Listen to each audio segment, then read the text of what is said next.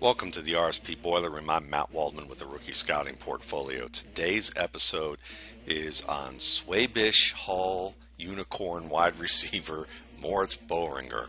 And Boehringer is probably the first prospect I have ever studied who has played at a program outside the United States. But he has done an impressive job of getting the NFL's interest based on his athletic ability and what he's shown on tape. Even though I will note that longtime Dallas exec Gil Brandt said that his tape was really kind of a waste of time to look at in terms of scouting him. Now, obviously Gil Brandt is a tremendously respected elder in the scouting community, and I saw that as more of a challenge to be able to see what could I find from his tape, because you never really just want to take somebody's word for it. You want to be able to look and see for yourself whether that you can find anything. And I did find 12 things that I thought were worth learning about Moritz Boehringer's game that you would not just find in a workout. And because you need to be able to see game situations to understand how a player puts things all together and what he doesn't do currently in game situations, not just playing to the test in a workout, because workouts are designed for, playing to the test, and it's not real life. So Boehringer, watching him, the first thing that stands out is the physical ability. He's a big, fast receiver at about 227 pounds. He's, I think, 6'4". He runs a 4.41 40, 4.1, a 4.10 20 shuttle, a 6.65 three-cone drill, and a 39-inch vertical leap. The three-cone drill and the shuttle, those are extremely fast. Those may be faster than most of the top prospects at the wide receiver position right now, which tells you that his initial burst and change of direction are starter level impressive, if not actually all-star level impressive. So this is a very physically talented athlete. On top of that, you have that explosion with the vertical skill, and then he also has a long speed at 4.41, nearly 4.41 tells you that he's going to be able to beat cornerbacks one-on-one on a fairly consistent basis once he learns to develop his routes. So let's watch some of the tape that we're going to see from Moritz Boehringer. It's a 9-minute long compilation that we have here of plays that we saw this year, and I've watched all of it, but I'm only going to pick some highlights that I think are worthwhile for us to see. We're going to start with really some of his route running that I think that would be worthwhile to see, and it begins with him on the outside here, or actually the inside. He's slot right.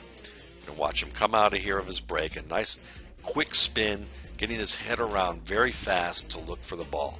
I really like that about his game. He's very consistent about getting his head around fast on routes where he's breaking outside or breaking inside. Nice snap of the head, reaches for the ball and snares it easily. And then we're going to see some of that quickness to be able to bend his hips, get away from a defender in the open field, and get downhill, and then accelerate past a defensive back for the touchdown. It's a really nice play. And you get to see a lot of nice things together with this. Again, quick turn, snap the head around, extend for the ball and snare it back and protect it, get it under his inside arm right there, avoiding that outside man, and then just weaving his way upfield and accelerating using that speed to score. Let's take a little bit closer look at this play. And what you're going to find are a few things that he can work on. The first is his breaks. Watch him come to almost a full stop there. It's kind of like a stutter stop and turn. Yeah, so that stutter stop right there, we can slow it down a little bit. And you're going to see that what he could be doing on this play is actually learning to use a speed break.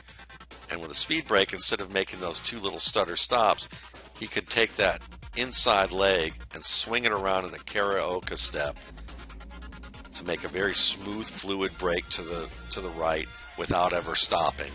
And that's a better, more efficient break, especially if you're facing tighter coverage, which he isn't in this case. But that's something that he can learn. The other thing is learning to carry the ball under his sideline arm. Now in this case, he does a good job getting under the right arm because he's facing pursuit from the outside. But at this stage, now that he's got a little bit of space, it would be nice to switch that ball to the outside arm. You don't see him do that other than once out of over 40 receptions that are on this particular highlight package.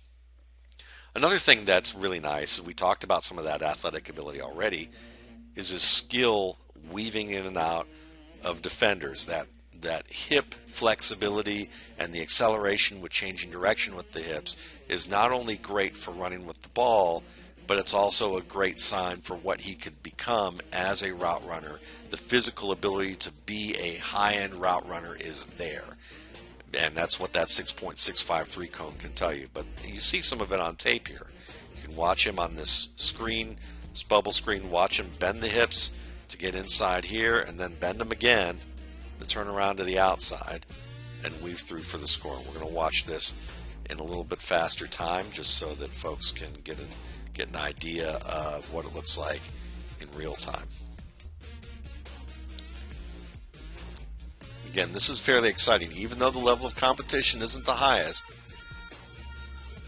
you know, what I saw on that tape looks quick. What people saw in workouts is quick. Put the two together, shouldn't be a problem to project that. Now let's watch him do a little bit more, not just with what's going on below the waist in terms of making fakes, but whether he can also use head fakes with his upper body. He can use head fakes here, and this is more from a route running standpoint. We're going to watch him as this outside twin left man working a deeper route where he turns his head enough just to be looking at the defender and turn to look at him while he's straightening out this route so that he gives the defender the idea that he's running more of a straight break or a streak route or maybe even breaking outside before he then makes a snap of a turn to the inside. Snapping that head inside means that this defender's still anticipating a straightforward break and he's already behind. And now it's just a matter of just making the catch and adjusting the ball. And I like the adjustment. Watch the one-handed catch there. You know, looking at somebody make a one-handed catch in this manner, that just tells you he's got very good hand-eye coordination. And we're going to see that throughout a lot of this tape. The hands aren't an issue. And I like that quick little look. That look is just enough to keep that defender moving straight and moving back downfield before he snaps his head around on the post. Now the ball is thrown a little bit where he has to adjust to the route, but again, nice adjustment, nice use of his hands there. Next play that I think is nice for us to look at is another route running issue that he has to develop.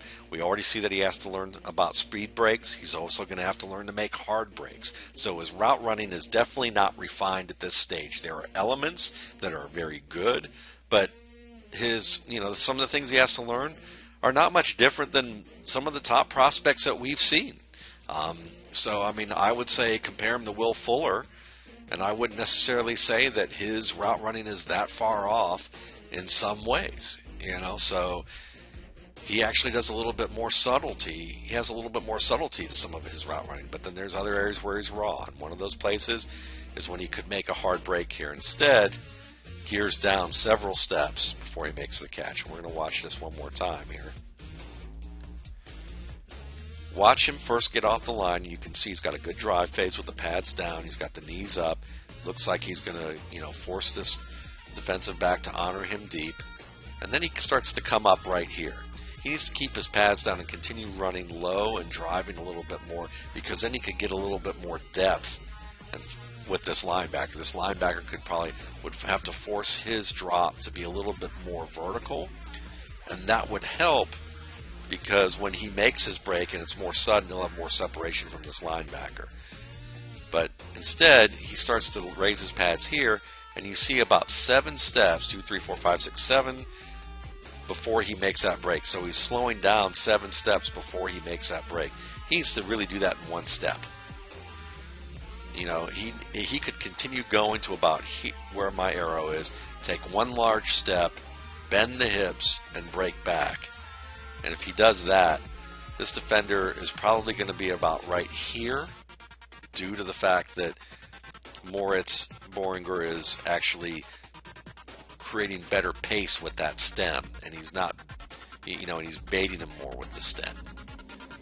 So instead, he's making the catch in a little bit tighter coverage, and he's wrapped.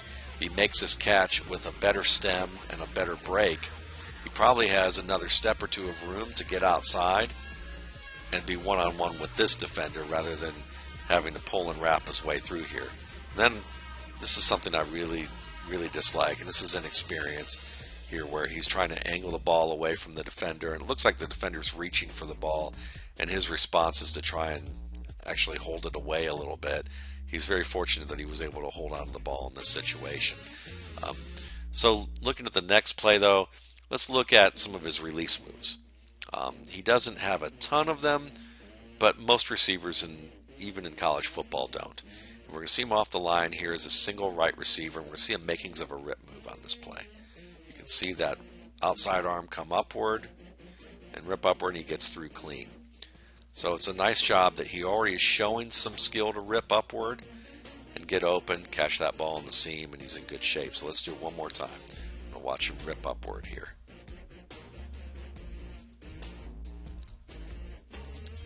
So he gets the defender moving a little bit to the outside with his release, stutters, rips up, makes the play. So I mean, there's some skills there in terms of release moves. It may not be as polished as we'd like to see it, but he certainly is showing some potential there, at least with a rip move. I also have seen him do a little bit more with a chop move. So he has a couple of moves in his arsenal already. Now let's watch him put some things together that, to me, show you the type of potential you need to see from an NFL wide receiver. And these are going to come in the red area. Trips left. He's the inside trips man. He's going to catch what you have is more of a corner route or a sail route to this outside against this safety. And you're going to watch him do a nice job of setting up the break with a nice little plant and turn. Watch it one more time. There's the plant and turn, quick snap of the head around, get his back to the defender, and watch him high point that ball. There's the leaping ability right there for you. Extends with his hands, makes the catch, rips the ball away by turning away from the defender. It's a really nice play in tight coverage. Watch him just rip and then turn his shoulders away so that he's not giving the defender a chance to do anything more than what he already did. The defender gets decent position by coming around the side and trying to rip in. But this is an excellent job by Boehringer. Now we're going to see one more play where I think he puts it all together rather well. And in a lot of these plays that I have seen from Boehringer, he has faced coverage that when he takes contact, the contact delivered by the defenders in the German Football League isn't quite as violent as what you're going to see from defenders in the NFL. In fact, it's not nearly as violent on a lot of these plays. Some of these defenders look like they're letting up, they're throwing an elbow where they could have delivered a hit with their shoulder. But this particular play, what you're going to see is a nice outside release. You're going to see him break inside, turn to the outside, make a nice leaping catch, and then take the hit to the back. And that's pretty good contact by that safety. And he knows that this is going to be coming. He's getting covered by a linebacker. He baits it inside to set up that outside space, makes the leap to catch the ball, takes the hit in the back, gets him to the goal line on this play. It's a really nice play from Boehringer on this end of the spectrum. I also like from Boehringer his ability to adjust to his quarterback. You're going to see this as the outside twin receiver in this set where he works inside the corner playing zone, snaps his head around to look for the ball on this break inside, and as he settles into this zone area, he sees the quarterback break the pocket to the right, and Boehringer reverses his field and breaks back to the left to create a space for the quarterback to throw the ball. Does a nice job reaching for the ball and taking a hit, and that's not a bad hit to the back, knocks him forward. It's a pretty good shot. I think this is a nice job here on his end. So we've seen him take a couple of nice shots to the back. I've seen some shots to him in these highlight packages where he's facing the defender, but the defender doesn't come as hard as what the NFL usually does. And that's understandable because the NFL, in terms of the way it is as a professional league, you're going to see players who really give up their bodies in a way that you're not going to see from the German Football League at this stage of the game. But again, being able to take a hit from the back, he does that fairly well, and you're going to see that. Those are a lot of routes that you're going to see in the NFL as well. Another play that I think is worthwhile to see is just to show more integration of skills in a way that are grouped together on a single play. These are the types of plays I really like to see, is when they show a number of different things. We're going to see Boehringer now as the inline tight end to the right. He's going to work between this defensive end and this defensive tackle. He's going to get held up here by this tackle, but watch him use his arm to slip under and work through it very fluidly. Turn back, catch the ball, use his hands, and watch when he catches the ball here on this route. He anticipates number 9 coming across here, and watch him dip under just as he makes that catch. He already turns his hips and breaks it and leaves number 9 on the ground. Again, this is nice awareness. Will he always show this in the NFL? He may not always break the tackles that are coming for him, and this may not be the greatest angle by number 9, but it's also a good display of peripheral vision that he does show, and the ability to stick his foot in the ground, turn his hips, get away, break a tackle, use a stiff arm right here after that, knock number 10 to the ground.